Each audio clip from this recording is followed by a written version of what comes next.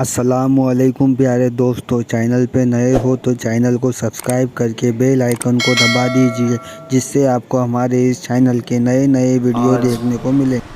عید الفطر ہے۔ اللہ تبارک و تعالیٰ کی طرف سے بندوں کے لیے آج انعام کا دن ہے۔ رمضان المبارک میں جس قدر عبادتیں، ریاضتیں، ذکر، تلاوت، تسبیح، تراویح آپ نے ادا کیے ہیں، ان سب کی اجرت کا آج دن ہے۔ اللہ رب العزت کی طرف سے آج بے پناہ بخشش، رحمت اور خزانہ برکت تقسیم کیے جاتے ہیں۔ عید کا تصور اسلام میں کیا ہے؟ خوشیاں منانا۔ اور اللہ تعالیٰ قرآن میں فرماتا ہے، محبوب آپ فرما دیں جب تمہارے پاس اللہ کا فضل اور اس کی رحمت آئے تو خوشیاں مناؤ۔ اللہ کا فضل اور اس کی رحمت آئے تو خوشیاں مناؤ۔ قل بفضل اللہ وبرحمتہ فبذلک فلیفرحوا۔ اب جب اللہ کا فضل ہوگا اور جب اس کی رحمت ہوگی، ہم خوشیاں منائیں گے۔ اور خوش ہونے کا انداز اور طریقہ کیا ہونا چاہیے؟ وہ سنت نبوی سے ہمیں حاصل کرنا چاہیے۔ خوشیاں منانے کا مطلب یہ نہیں ہے کہ ہم دنیا جیسے خوشیاں مناتی ہے اسی انداز میں منانے لگ جائیں۔ اسلام ہر چیز میں خط امتیاز رکھتا ہے۔ تمہاری عبادتوں کا طریقہ الگ ہے، تمہارے رب کو پکارنے کا طریقہ الگ ہے، رب تعالیٰ کے حضور سر سجود ہونے کا طریقہ الگ ہے۔ رب تبارک و تعالیٰ نے تمہیں ممتاز پیدا کیا ہے، ظاہر سی بات ہے تمہاری خوشیاں بھی ممتاز ہونی چاہیے۔ پوری کائنات میں لوگ اگر خوشیوں میں ڈوب کر شراب نوشی کرتے ہیں تو یہ خوشیاں نہیں ہیں۔ اگر آج کی رات یا آج کا دن لوگ یہ سمجھتے ہیں کہ خوشیوں کا مطلب ہے کہ خوب انٹرٹینمنٹ کیا جائے، نفس جو چاہتا ہے وہ سب کر لیا جائے، تو اسلام اسے خوشیاں نہیں کہتا۔ میرے عزیزو، میں یقین کے ساتھ کہتا ہوں کہ اسلام میں جو بھی عید آئی ہے، جو بھی عید ہے، آپ اس کا تجزیہ کر کے دیکھیں۔ آپ کو کھلے میدانوں میں سڑکوں پر چھوڑ نہیں دیا جاتا کہ دن بھر جو کرنا ہے کرو، نہیں، بلکہ خوشیاں منانے کا طریقہ یہ بتایا گیا ہے کہ سب سے پہلے اٹھنے کے بعد وضو، غسل، عطر، خوشبو کے ساتھ پہلے بارگاہ رب العزت میں آؤ اور سجدہ کرو۔ یہ خوشیاں منانے کا سب سے پہلا طریقہ یہ ہے کہ مسلمان جب سب سے زیادہ خوش ہوتا ہے تو سجدہ کرتا ہے۔ تو سجدہ کرنے کے لیے آج عیدگاہوں میں، مسجدوں میں جو لوگوں کی آج قطاریں ہیں، صفیں لگی ہیں، میرے عزیزو، یہ اسلام کا خوشی منانے کا طریقہ ہے۔ یہ نہیں کہ لوگوں کے درمیان کچرا بن کر کے، لوگوں کو ایذا دے کر کے خوشیاں منائی جائے، اسلام اس کا قائل نہیں ہے۔ بہرحال سب سے بڑی خوشی ہمارے لیے کون سی ہے؟ اللہ نے فرمایا قرآن میں، اے محبوب آپ فرما دے جب اللہ کا فضل آئے اور اس کی رحمت تو خوشیاں مناؤ۔ تو اللہ کا فضل اور اس کی رحمت کیا ہے؟ اللہ کا فضل اور اس کی رحمت کیا ہے؟ بہت ساری چیزیں۔ رمضان یہ اللہ کا فضل ہی تو تھا، تمہیں کھلا پلا رہا ہے یہ اللہ کی رحمت ہی تو تھی، تمہیں صحت اور تندرستی دیا یہ اس کی رحمت ہی تھی۔ تو یہ فضل اور یہ رحمت ہے، لیکن سب سے بڑی رحمت جب تمہارے پاس آئے تو خوشیاں مناؤ۔ قرآن کہتا ہے سب سے بڑی رحمت کیا ہے؟ وَمَا أَرْسَلْنَاكَ إِلَّا رَحْمَةً لِّلْعَالَمِينَ۔ محبوب ہم نے آپ کو سارے جہانوں کی رحمت بنا کر بھیجا ہے۔ پتہ یہ چلا کہ کائنات کی سب سے بڑی رحمت مصطفیٰ کریم کی ذات پاک ہے، اور جب وہ آئے تو سب سے بڑی خوشی کا دن ہوتا ہے۔ اسی لیے کہا ہے کہ دونوں عیدوں سے افضل ہے عید میلاد رسول، چاہے عید الفطر ہو یا بقرعید ہو، عید الاضحیٰ ہو، یہ دونوں عیدوں سے افضل ہے عید میلاد رسول۔ اس کی وجہ یہ ہے کہ ہمیں نہ عید الفطر معلوم ہوتی نہ عید الاضحیٰ معلوم ہوتی، یہ سب معلوم ہوئی ہیں اگر تو آمنہ کے لال کے صدقے میں معلوم ہے۔ ہاں، ہمیں رمضان پتہ چلا ہے، عید پتہ چلی ہے، تو کس کی بدولت؟ اگر مصطفیٰ کریم صلی اللہ علیہ وسلم نہ آتے، نہ بتاتے، تو کون سے رمضان کا تصور تھا، کون سی عید پتہ چلتی؟ اسی لیے حاصل کلام تو یہ ہے میرے عزیزو، وہ جو نہ تھے تو کچھ نہ تھا، وہ جو نہ ہو تو کچھ نہ ہو، جان ہے وہ جہان کی اور جان ہے تو جہان ہے۔ آج عید اگر منانا بھی ہے تو میں یہ ضرور کہوں گا کہ آج عید پڑھنے کے بعد، نماز پڑھنے کے بعد سب سے پہلا کام جو آپ کرتے ہیں وہ کیا ہے؟ سب سے پہلا کام آپ یہ کرتے ہیں اپنے ماں باپ، اپنے رشتہ داروں سے ملاقات، اور گھر جلدی بھاگ کر کے جاتے ہیں کہ اپنے بڑوں سے ملاقات کرنا ہے۔ آج مصافحہ معانقہ کا دن ہے، آپ کو اپنے ماں باپ جس قدر یاد رہتے ہیں میرے عزیزو، اس رسول کو آج ہرگز فراموش نہ کرو جو اپنی رات کی تنہائیوں میں تمہیں امتی امتی کہہ کر یاد کیا کرتے تھے۔ آج ان کا دن ہے، آج اس رسول پاک کا دن ہے۔ سورج کے ڈوبنے سے پہلے پہلے تک کثرت سے میرے آقا کی بارگاہ میں بیٹھ کر درود بھیجو اور عرض کرو کہ آقا آج میری خوشی کا دن ہے، میں اپنے ماں، اپنے باپ، اپنے بھائی، اپنے بہن، سب سے زیادہ اگر دنیا میں کسی سے پیار کرتا ہوں تو وہ آپ کی ذات مبارکہ ہے۔ رسول پاک صلی اللہ تعالیٰ علیہ وسلم کو یاد کرنا آج کی عید کے دن کا ایک بہت ہی بڑا حصہ ہے مومنوں۔ باقی میں دوسروں کے بارے میں نہیں کہہ سکتا جن لوگوں نے آج کی عید کو جوا کا اڈا بنا لیا ہو، شراب پینے کا ذریعہ بنا لیا ہو، سینما تھیٹر پہ جا کر کے عیش کرنے کا ذریعہ سمجھا ہو۔ میں سمجھتا ہوں کہ ان کے اندر روح اسلام نہیں آئی۔ اگر اسلام کی روح ہوتی، اگر ایمان ان کے قلب میں بشاشت پیدا کر چکا ہوتا تو ہرگز وہ ایسی جگہ قدم بھی نہیں رکھتے۔ اے میرے عزیزو، آج مصطفیٰ کریم صلی اللہ علیہ وسلم کے سچے غلام بن کر کے دکھانے کا بھی دن ہے۔ آج دنیا تمہیں دیکھ رہی ہے، آج پوری دنیا دیکھ بھی رہی ہے اور ڈر بھی رہی ہے کہ یہ باہر نکلے ہیں آج کیا ہونے والا ہے۔ میرے عزیزو، تمہارے پاس سب سے بہترین میسج دینے کا وقت یہ ہے کہ رسول کریم صلی اللہ تعالیٰ علیہ وسلم کے غلام ان کی سنتوں میں ملبوس اپنے گھروں سے آج نکلے ہیں اور پوری دنیا میں حضور کی سنتیں عام کر کے رہیں گے اور حضور پاک صلی اللہ علیہ وسلم کے اخلاق کو پھیلا کر رہیں گے۔ آج تمہارے ذریعے سے حضور اکرم صلی اللہ علیہ وسلم کے اخلاق عام ہونی چاہیے۔ نان مسلم ہو، غیر مسلم ہو، کوئی بھی اگر اس کے ساتھ تمہارے مدد کا جذبہ آیا، کم سے کم اس کے دل میں یہ خیال تو آئے گا کہ یہ نوجوان کیوں میرے ساتھ اچھائی کر رہا ہے۔ اس وقت تم یہ بتا سکتے ہو یہ میرا اپنا عمل نہیں، یہ میرے آقا کا عمل ہے۔ نبی پاک صلی اللہ تعالیٰ علیہ وسلم آج کے دن غریبوں کو نہیں بھولتے، یتیموں کو فراموش نہیں کرتے۔ حضور پاک صلی اللہ تعالیٰ علیہ وسلم آج ان یتیموں، بیواؤں، سب کے گھروں کا خیال تک رکھتے تھے۔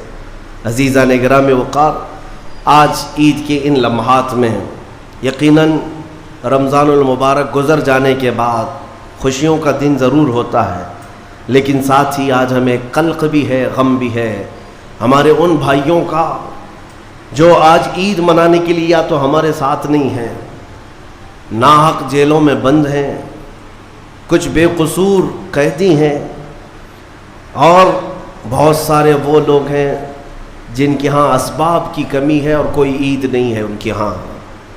وہ فلسطین کا علاقہ ہو کہ شام ہو کہ یمن ہو کہ عراق ہو، ان کے ہاں کوئی عید نہیں۔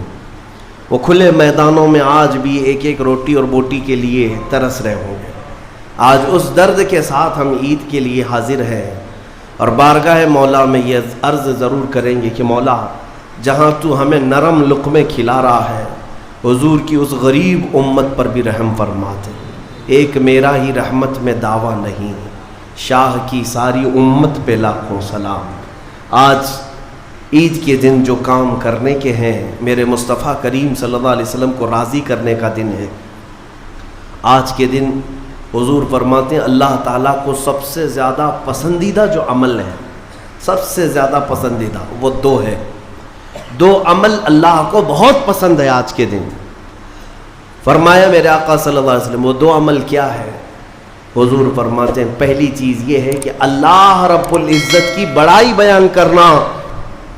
اللہ اکبر اللہ اکبر اللہ اکبر، لا الہ الا اللہ اللہ اکبر اللہ اکبر وللہ الحمد۔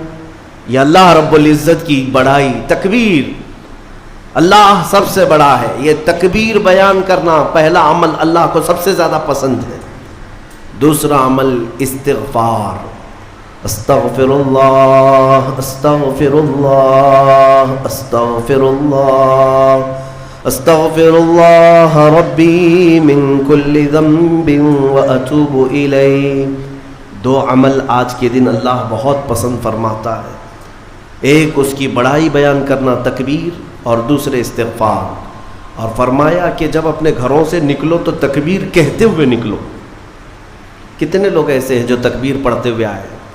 बहुत कम लोग हैं, सब अपने अपने धुन में चले जा रहे हैं। यहाँ तक कि फरमाया इस तकबीर का अहमियत का अंदाज़ा इससे लगाओ, आने के वक्त जिस रास्ते से आए थे ईद के लिए, जाने के वक्त दूसरे रास्ते से जाओ, वाजिब नहीं है, लेकिन इसकी हिकमत क्या है? एक रास्ते से आना और दूसरे रास्ते से जाना सुन्नत। फरमाया गया कि जब तुम एक रास्ते से तकबीर पढ़ते हुए आते हो तो उस रास्ते पर मौजूद जितने मकान, पत्थर, दरख्त हैं वो सब तुम्हारी तकबीर की गवाही देंगे। क़यामत के दिन तुम्हारी तकबीर की वो गवाही देंगे कि मौला ये हमारे सामने से तेरी बड़ाई करता हुआ गुजरा है। तो हो सके दूसरे रास्ते पर भी गुजरो ताकि ज़्यादा से ज़्यादा इन तमाम चीज़ों को अपनी तकबीर का गवाह बनाया जा सके। तो इससे अंदाज़ा करें कि तकबीर आज के दिन बहुत अहमियत की हामिल है और इसी तकबीर की आज ज़रूरत भी है मुसलमान को। इकबाल ने बहुत अच्छे अंदाज में कहा था, कुफ्र दम तोड़ देगा टूटी हुई शमशीर के साथ, गर तुम निकल आ जाओ एक बार नारे तकबीर के साथ। मतलब यह है कि उस तकबीर का आज भी बहुत सारे लोगों को इंतज़ार है जिस तकबीर की आवाज़ से ही कुफ्र के खेमों में हलचल मच जाए। वो सिर्फ़ और सिर्फ हलक से निकलने वाली तकबीर नहीं है, वो ईमान की बशाशत और तवक्कुल के साथ निकलने वाली तकबीर है। अल्लाह रब्बुल इज़्ज़त हम सबको कहने सुनने से ज़्यादा अमल की तौफ़ीक़ अता फरमाए।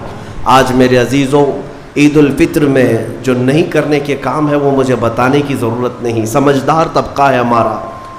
आज शाम तक एक बात तय करके रख लेना, क्योंकि कल रात को ही शैतान आया है छूट करके कैद से, और वो अपने पूरे फोर्स के साथ चाहता है कि तुम्हें किसी न किसी तरह से इन रास्तों से लेकर गुनाहों के अड्डों पर ले जाओ। कितने ऐसे लोग हैं जो एक ही दिन में उसके शिकंजे में फंस जाते हैं, ये उनका मामला है। इसीलिए आज शाम तक अपने आप को कंट्रोल करो कि मैं ना आज गाने बजाने, सिनेमा और जुओं की तरफ जाऊंगा और ना ही बेहयाई के अड्डों की तरफ जाऊंगा। आज का दिन अल्लाह रब्बुल इज़्ज़त अपने फरिश्तों पर रश्क फरमाता है। तवज्जो तो चाहता हूँ, तवज्जो। ईद के दिन जब बंदे सजदे में गिरते हैं, ईदगाह हो कि मस्जिदें हो, जैसे ही तुम ईद के दिन सजदे में चले जाते हो, ये लम्हा कौन सा है जानते हैं आप? ये लम्हा कौन सा है? जिस दिन दुनिया पूरी, आप भी रमज़ान भर सजदे में गए होंगे, इबादतें करके भीख क्या मांगते थे? अल्लाह तू राज़ी हो जा। हम यहाँ मांग रहे थे, लेकिन ईद के दिन के सजदे के बारे में फरमाया गया, जैसे ही उम्मत सजदे में जाती है, मौला सारे फरिश्तों में ऐलान फरमाता है, फरिश्तों आओ देखो मेरे बंदे, मैं इन सब से राजी हूं और इन सब पर मुझे रश्क आता है। आज दुनिया खुशियों में डूब करके अय्याशी करना चाहती है, लेकिन मेरे ये बंदे हैं जो दुनिया को तर्क करके मेरी बारगाह में सजदा रेज़ हैं। आज मौला रब्बुल इज़्ज़त रश्क फरमाता है फरिश्तों पर। इसलिए मेरे अजीज़ों, निहायती इखलास के साथ, इत्मीनान के साथ और अल्लाह रब्बुल इज़्ज़त की बारगाह में अपने आप को खुद सुपुर्द करके ईद की नमाज अदा करें, और उम्मीद है कि ये ईद हमारी एक इनकलाब लाएगी इंशाअल्लाह। जो हालात आज पैदा हो चुके हैं, मैं उसके लिए भी गुजारिशतन यानी मारूज़तन यह अर्ज़ करूँगा कि आप अमन व अमान को बरकरार रखें, अमन व अमान को बरकरार रखें, ये बहुत ज़रूरी चीज़ है। मुझे अफसोस है यहाँ के भी हालात और पूरे हिंदुस्तान के भी हालात जिस तरह से अपनाए जा रहे। यहूदियों की एक बड़ी साजिश थी खिलाफत उस्मानिया के ज़माने में। वो क्या करते थे कि मुसलमानों को भड़काने के लिए, वरगलाने के लिए कुछ उनकी मुक़द्दस चीज़ों की तौहीन करते थे किसी एक के ज़रिए से, और जब मुसलमान भड़क जाते, बाहर आते, तो फिर उनके बीच में ये यहूदी भी दाखिल होते थे, बाज़ाब्ता ये तरीक़ा अपनाते थे और फिर मुसलमानों में आपस में लड़ा देते थे। اس کے بعد وہاں سے خلافت کے خلاف اعلانات بھی کرتے تھے، اس میں یہودی داخل ہوتے تھے. تو اس طرح بھیڑ جمع کر کے باہر ورغلانا، لوگوں کو اکسانا، یہ ان کا کام تھا تاکہ زیادہ سے زیادہ مسلمانوں کا نقصان ہو سکے.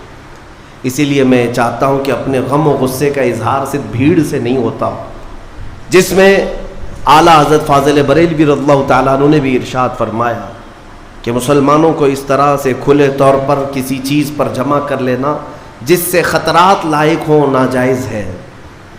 آپ ان چیزوں کا بہت خیال رکھیں کہ دشمن طاقتیں آج یہی چاہتی ہیں کہ تمہیں اکسا کر ورغلا کر تمہارا زیادہ سے زیادہ نقصان کر سکیں. پچھلے 2 سال کا عرصہ گزر گیا، بنگلور میں بھی ایک حادثہ ہوا تھا، وائلنس ہوا تھا، غالباً رمضان کے موقع پر ہی 125 کے قریب نوجوان 2 سال سے ابھی تک جیلوں میں بند ہیں. کچھ چھوٹ گئے، کچھ ابھی تک باقی. اس میں کئی سافٹ ویئر انجینئر ہیں اندر بیٹھے ہوئے ہیں. تو یہ سب حالات دل کو دہلا دیتے ہیں. آپ امن و امان کو برقرار رکھیں، اور جب تک اپنے بڑوں اور بزرگوں کی طرف سے کوئی بات نہ آئے آپ کوئی بھی چیز اپنے ہاتھ میں نہ لیں. اور اللہ کریم ہم سب کو ماحول میں امن و امان برقرار رکھنے کی توفیق عطا فرمائے، اور ظالموں کے شر سے مولا ہماری حفاظت فرمائے. جس طرح برے منصوبے تمہارے متعلق بنائے جا رہے ہیں، کریم خدا کی بارگاہ میں دعا ہے کہ مولا ان تمام منصوبوں کو تو خاک میں ملا دے. تیرے حبیب پاک صلی اللہ علیہ وسلم کی اس بھولی بھالی امت کو صحیح قیادت عطا فرما دے. رب العالمین، آج کے عید کے دن جب تو سب کو نواز رہا ہے تو اس غریب امت کو مولا تو رحم و کرم سے نواز دے. تیرے حبیب پاک صلی اللہ تعالیٰ علیہ وسلم کا سچا عشق اس پوری امت کو عطا فرما. پیارے دوستو، اگر آپ کو یہ ویڈیو پسند آیا ہے تو چینل کو سبسکرائب کر کے بیل آئیکن کو دبا دیجئے، جس سے آپ کو ہمارے اس چینل کے نئے ویڈیو دیکھنے کو ملیں گے.